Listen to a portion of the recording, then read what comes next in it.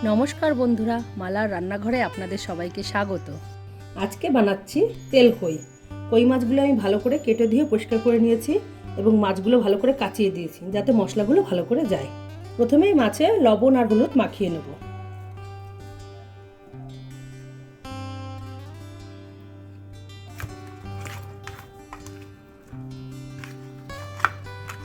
প্রথমেই কড়াইতে তেল দিয়ে দিচ্ছি।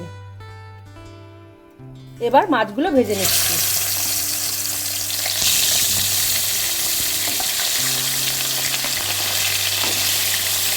মাছগুলো উল্টে পাল্টে ভেজে নিচ্ছি।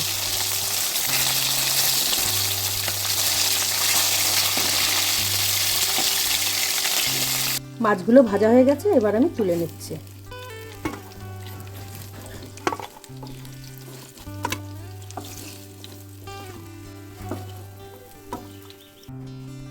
এবার আমি ফোড়ন দিয়ে দেবো।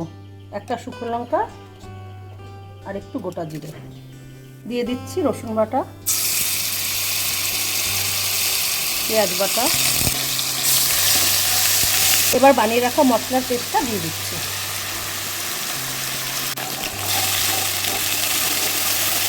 এবার মশলা ধোয়া জলটা দিয়ে দিচ্ছি। পরিমাণ মতো লবণ দিয়ে দিচ্ছি, একটু হলুদ গুঁড়ো আর একটু লঙ্কার গুঁড়ো। লঙ্কার গুঁড়োটা দিলাম একটু কালারের জন্য, রঙটা ভালো হবে না তাই। মশলাটা কষানো হয়ে গেছে, তেল ছেড়েছে, এবার জল দিয়ে দেবো।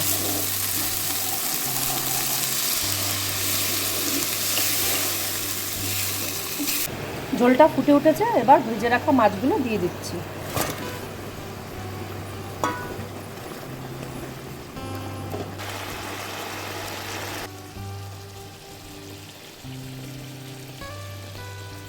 আমার তেল কই রান্নাটা হয়ে গেছে, দেখুন কি সুন্দর তেল ছেড়েছে।